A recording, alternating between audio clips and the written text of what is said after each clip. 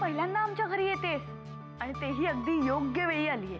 अहिल्या, मला वाटतं मी चुकीच्या वेळी आली. आपकी नजरों ने समझा प्यार के काबिल मुझे.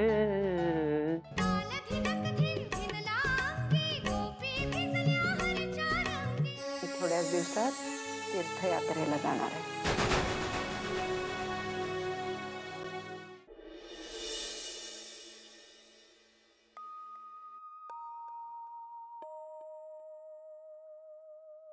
काय झालं?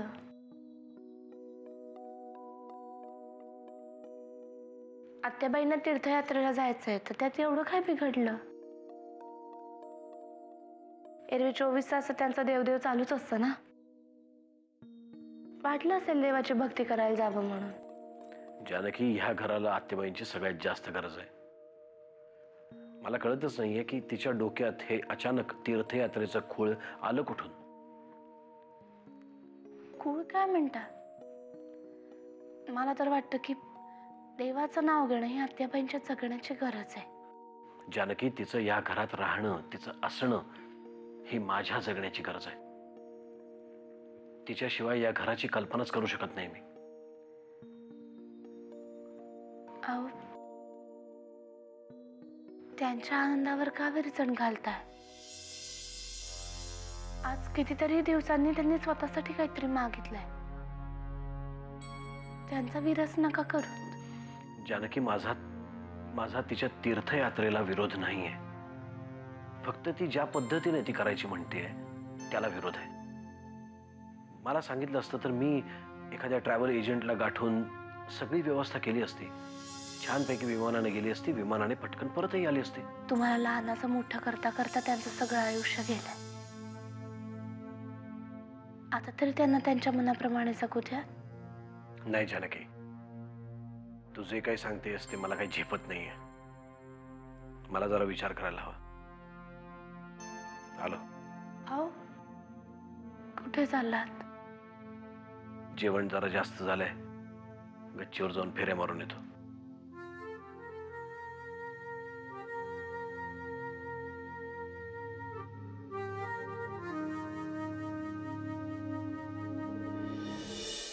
मला एक कळत नाहीये, तू काय एवढी काळजी करतेस? तू डिवोर्स साठी अप्लाय केलंयस ना? मी केलंय ग, पण मला वाटत नाही माझा नवरा एवढा सहजासहजी पेपर्सवर सह्या करेल.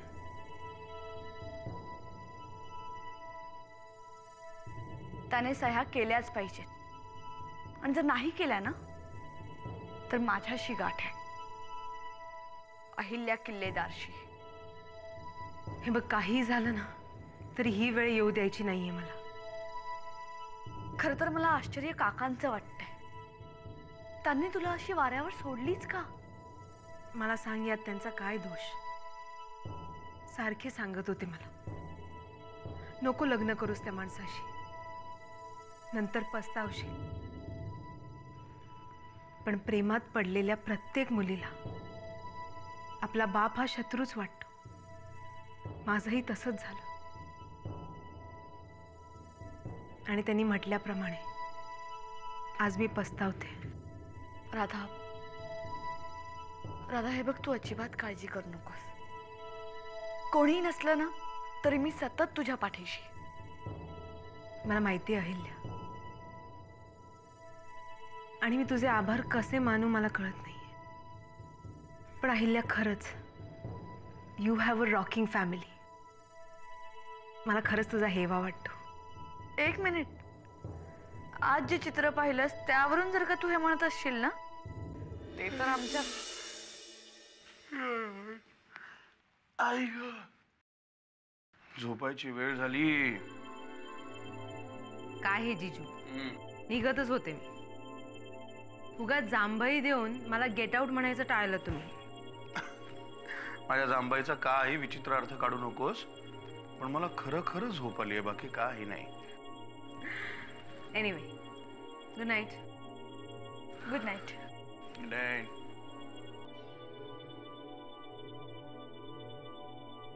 काय हो, आम्ही दोघी बोलत होतो ना?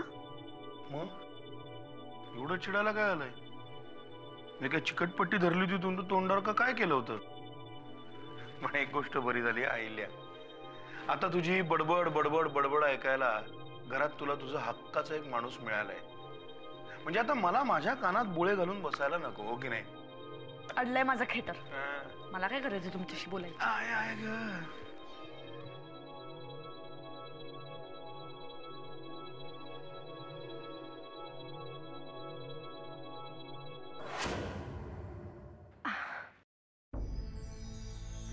काय झालं?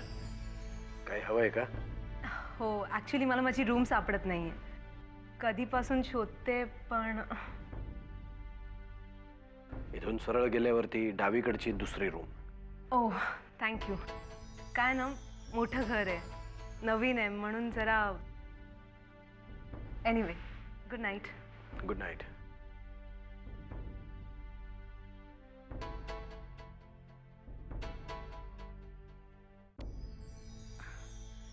आणि हो, तुमचं अभिनंदन. माझं का? फार छान गाणं गायलात तुम्ही. शिवाय त्या गाण्याला एक अर्थ होता. तुमची बायको खूप लकी आहे. यात लकी काय? प्रेयसी आणि बायकोला बघून गाणं म्हणणारे हिरो मी फक्त सिनेमात पाहिले होते. आज प्रत्यक्षात पाहायला मिळाला. Anyway, good night. Good night.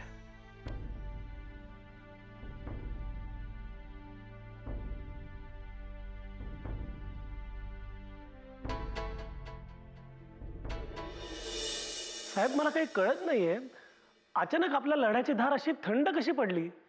दरवेळी मी काहीतरी छान आयडिया आणतो आणि तुम्ही त्याला कवडी मोलाचाही भाव देत नाही. कर्व, आजकाल लय विचार करायला लागले तुम्ही. पण माझ्याकडे ही विचार करण्याची ताकद आली कोणाकडून? आपल्याकडूनच ना. हे बघा कर्व, जे काम सांगितलंय तेवढंच करायचं. काल बाईनी एवढा अपमान करून सुद्धा तुमची जीभ चाललीच आहे. काय जना काका, कुठली नवी थिअरी समजवतोस कर्व्यांना? थिअरी कर्वला नाही, तुला समजवायची. हे बघा आर्यन बाबा, कर्व चल निघा निघा, आणि जे सांगितले त्याचा जरा विचार करा. निघा निघा.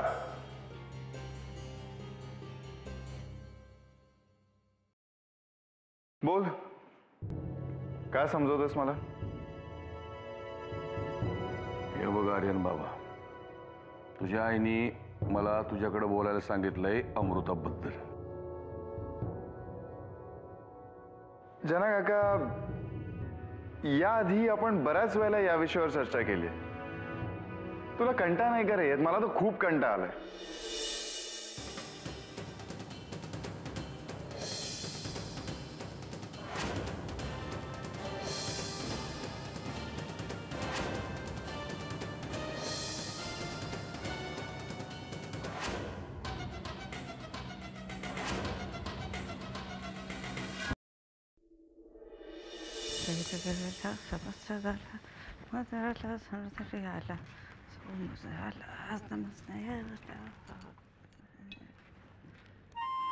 Good morning.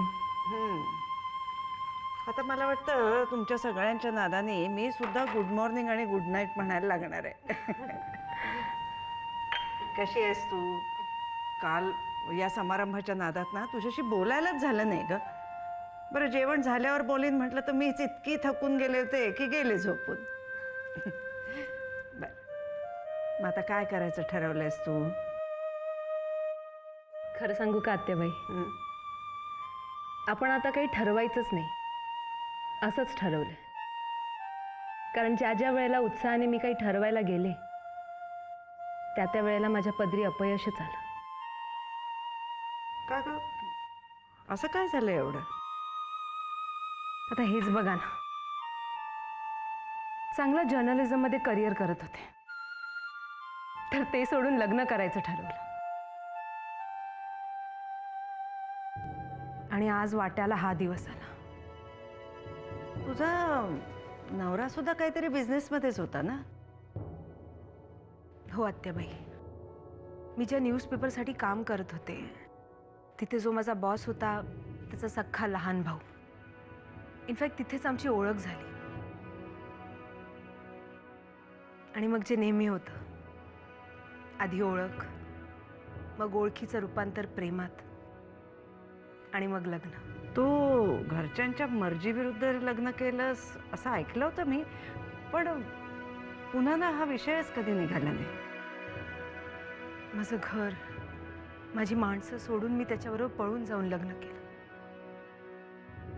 पण आत्याबाई, त्याचं आधीच लग्न झालं होतं. पण त्यांनी मला सांगितलं की त्याची बायको त्याला त्रास द्यायची. पण लग्नानंतर मला कळलं की माझा निर्णय चुकीचा होता. पण तेव्हा खूप उशीर झाला होता. मग आम्ही दिल्लीला शिफ्ट झालो. पण मग इतक्या वर्षाने तू हा निर्णय कसा काय घेतलास? मी लग्नाच्या पहिल्याच आठवड्यात हा निर्णय घ्यायला हवा होता. त्याच्याशी लग्नच करायला नको होतं. पण आत्याबाई, आपण बायकांना खूप आशावादी असतो. उसवलेले वीण शिवण्यातच इतके वर्ष गेले. पण नाईलाजाने आज मला हा निर्णय घ्यावा लागला आणि आम्ही वेगळे झालो. पण आता माझे घरचे, हो, ते आईल्याकडनं कळलंय मला सगळं. म्हणून तर मगाशी विचारलं ना मी तुला की आता काय करायचं ठरवलंयस तू? आयुष्य जिथे वळवेल तिथे वळायचं, निमूटपणे, मान खाली घालू. पण माझ्या या परिस्थितीत तुम्ही मला इथे राहायची परवानगी दिली त्याबद्दल खरंच थँक्स. पण आत्याबाई, तुम्हाला ज्यावेळी वाटेल की माझ्यासारख्या बाईने इथे राहू नये तेव्हा तुम्ही मला सांगा, मी निघून जाईन. अगं, तू या घरात आपलेपणाने आली आहेस ना, मग आता तुझं काहीतरी चांगलं झाल्याशिवाय आम्ही तुला वाऱ्यावर कशी सोडू? हा, आता तुझे काही निर्णय चुकले असतील, पण ठीक आहे ना, अगदी मनमोकळेपणाने राहा इथे आणि लवकरात लवकर तुझं स्वतःचं आयुष्य जगायला लाग.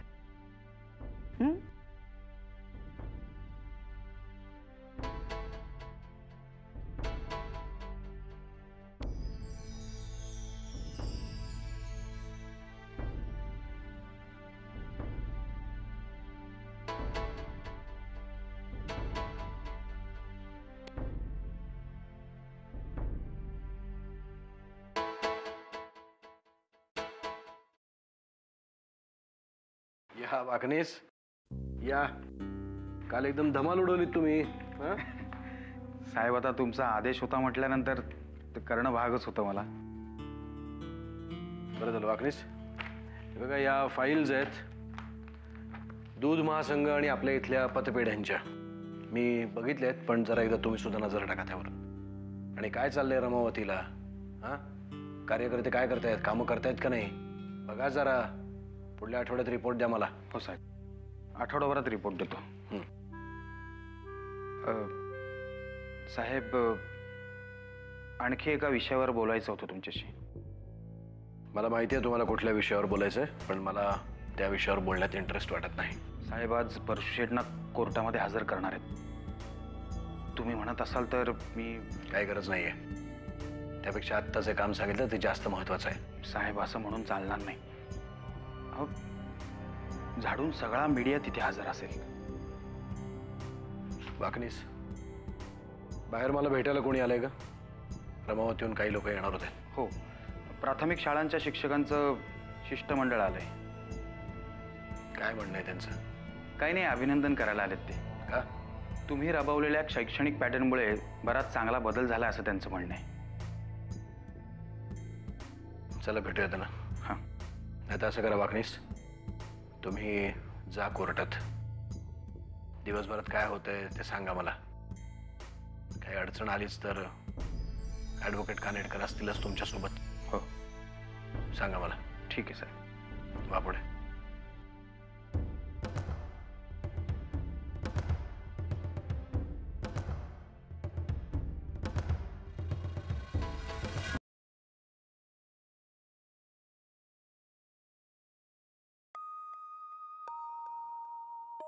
वामन दादा, वामन दादा, चहा. मॉर्निंग. तुम्ही इकडे का झोपलात? आमच्या खोलीत भरत भेटीचा सीन चाललाय ना. कित्येक वर्षांनी दोन बहिणी भेटतायत. पटर पटर पटर पटर. हे बरं आहे. मी राधिकाताईंसाठी नाश्ता आणू का? नाही नाही नको. तू खोलीत जाऊ नकोस. कितीतरी दिवसांनी तिची बहीण आली आहे घरी.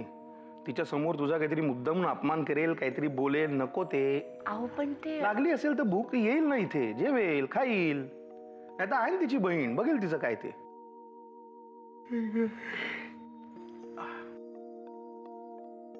तुम्हाला राधिकाताईंचे इकडे येणं एवढं आवडलेलं दिसत नाहीये. नाही नाही असं काही नाहीये. खरं सांगू का, ही जी राधिका आहे ना, हीच मला फारशी आवडत नाही. आणि आता तू मला उगाच किल्ली देऊ नकोस. फार जिव्हाळ्याचा विषय आहे माझा. बोलत बसलो तर दुपार टळेल. आणि तुम्ही रमावतीला जाणार होता, त्याचं काय आलं? आज नाही जातोत, उद्या जातोय. आज सगळेच जण पेंगुळले. हा. सुमित्राचं काय? सुमिताई पण माझ्या बरोबर येते. काही दिवस तिकडेच राहील. गुड. आणि हा निर्णय घेणारा आपल्या घरातला सुजाण नागरिक कोण आहे? मी. गेले काही दिवस सुमित्राला त्या सॅनिटोरियम मध्ये डंप करून आपण काही घडलंच नाही असे जगत होतो. Anyway, I am proud of you. आता अशीच किचन मध्ये जा आणि कालचा केक उरला असेल तर घेऊन ये. मला खायचा आहे आता. सकाळी केक? त्याला काय झालं? देवाचं नाव घ्यायला आणि केक खायला सगळ्या वेळा चांगल्याच असतात. आणि आईला त्यांनी पाहिलं तर काय होणार आहे? वाघ म्हणलं तरी खातो, वाघोबा म्हणलं तरी खातो. केकच खाऊया ना.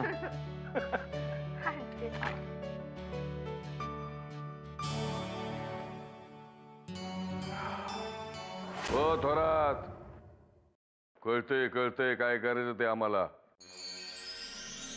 करवा आलो होतं त्याला समजा सांगितले. हा यावा आता फोन. जना, काल एवढ्या रात्री कर्वे का आला होता? हे प्रेसचं काम होतं. अरे वा, आजकाल प्रेसच्या कामात बराच इंटरेस्ट घ्यायला लागलास तू. खरं सांग जना, तू आणि कर्वे मिळून काय खिचडी पकवताय? तसं काय नाही ग. मी कोण आहे खिचडी पकवणारा? पण एक मात्र खरं, बरेच दिवस झाले तू शांत आहेस. या नरशिंहावर तुझ्याकडून काय वार केला गेला नाही असं तर नाही ना? आर्यन बाबा जी त्यांच्या घराशी सोयरी करू पाहतोय त्याला तुझा पाठिंबा आहे. काहीतरी बोलू नकोस. मी तुला सांगितलं होतं ना आर्यनशी बोलायला. बोललास तू? जना, त्याच्या डोक्यातनं एक खूळ काढून टाकायला हवंय. बघू.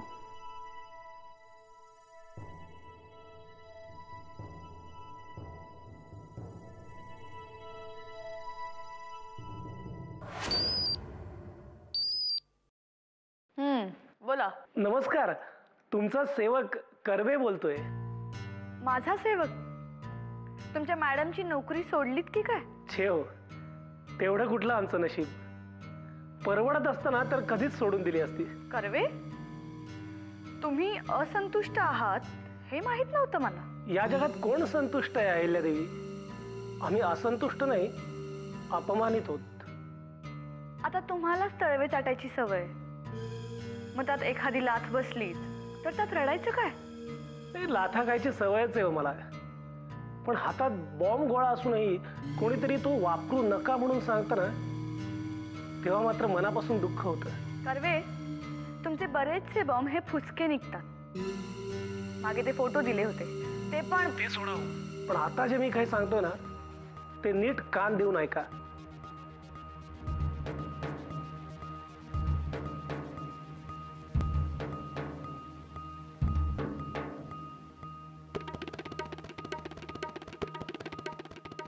ठीक आहे.